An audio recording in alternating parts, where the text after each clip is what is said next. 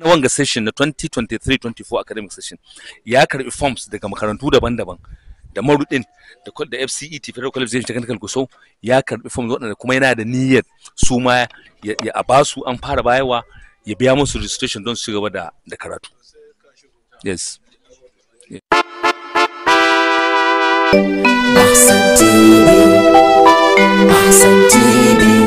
Zamfara muna karamar hukumar mulki ta Bungudu inda muka yi tattaki domin shaidu da ganin yadda ake raba tallafi na karatu da ɗan majalisar tarayya mai wakiltar ƙananan hukumomin Maro da Bungudu Honorable Abdulmalik Zubairu Zannan Bungudu yake rabawa ga ɗalibai na asalin yankin shi, kuma muna tare da shugaban wannan kwamiti wanda za mu ba shi dama domin ya gabatar da sunan shi. Sunana Muhammadu Adamu.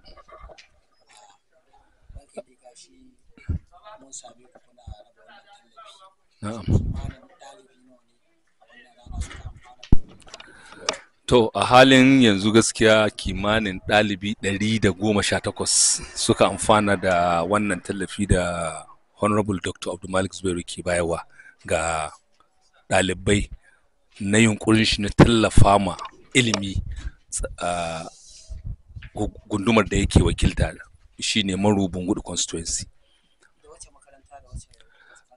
A halin yanzu ɗaliban makarantar Federal College of Education Technical Gusau FCET su ne yake ba wannan tallafi, domin mi yana bin su ne makaranta ɗaya bayan ɗaya.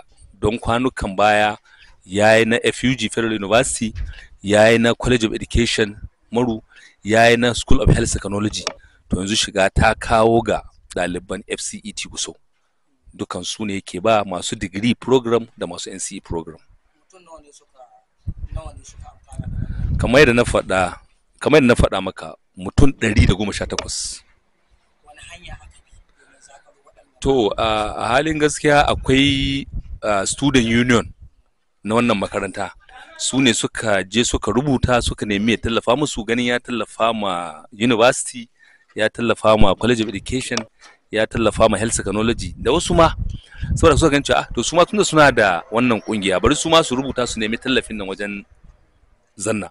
Saboda haka suka rubuta suka kawo nan office din shi, tunda yana da staff a nan offices din shi, kuma aka yi mashi presenting aka bashi, ya je ya duba, bayan ya duba daga nan dama akwai wannan kwamiti namu na scholarship committee wanda shi ya naɗa mu, ya zakulo mu daga wurare daban-daban, ya tura mana cewa to ga wasu nan yana so a tantance su kuma a ba su tallafi. Criteria da muka amfani da ita shine mu tabbatar ɗalibi kake kana da admission letter, kana da registration remita, ka biya registration ko kuma za ka biya registration, sannan ID card ɗinka, sannan indijin na ko Maru ko Bungudu. To waɗannan su ne criteria wadda aka amfani da ta wajen making wannan payment. Insha Allah. Kira na ga waɗannan ɗalibai bai wuce su yi amfani da abin da aka ba su ba, ta kuma ɓangaren da aka ba su. An ba su wannan abu don su taimaki kansu ta ɓangaren ilimi. An ce ko kana da shi kana buƙatar taimako.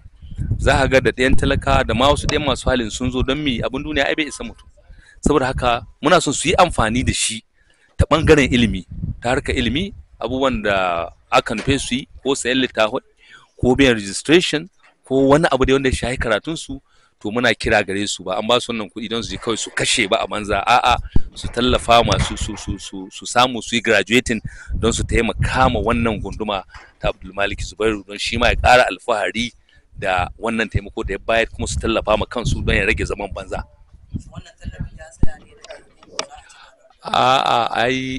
Ai is continuous, ai za a ci gaba makaranta bayan makaranta. Yanzu haka magana da muke waɗanda sun kaɗan samu, kasan da wa irin wannan babu 'yan ƙorafuffuka, wasu kila ai omitin sunayensu, mun ce su rubuta kuma a sake aje mashi bisa tebur, in ya zo ya duba kuma ya ga cancanta basu kuma zai basu. Sannan wasu makarantu akwai irin su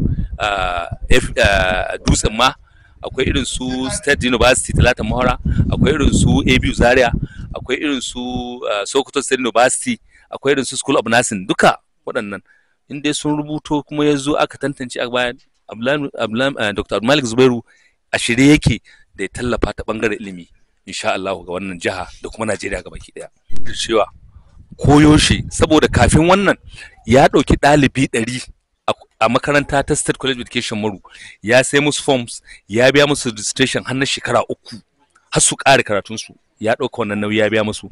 Sannan yanzu haka magana da nake maka, bana wanga session na 2023-24 academic session ya karbi forms daga makarantu daban-daban, da Maru din da FCET Federal College of Technical Gusau ya karbi forms waɗanda kuma yana da niyyar su ma ya a basu, an fara bayarwa, ya biya musu registration don su gaba da karatu. Yes. Bahsan TV, Bahsan TV, Bahsan TV, Bahsan TV, Bahsan TV, tasha nagartacciya, ingantacciya, tantantacciya. Ku ci gaba da bibiya a kafafenmu na yada zumunta Facebook, Instagram, Twitter, YouTube. Manufarmu yada ingantaccen labari, ilimantarwa, nishadantarwa, faɗakarwa, wa'azantarwa da dai sauran shirye-shirye. Tabbataccen labari shine jigonmu. Bahsan TV.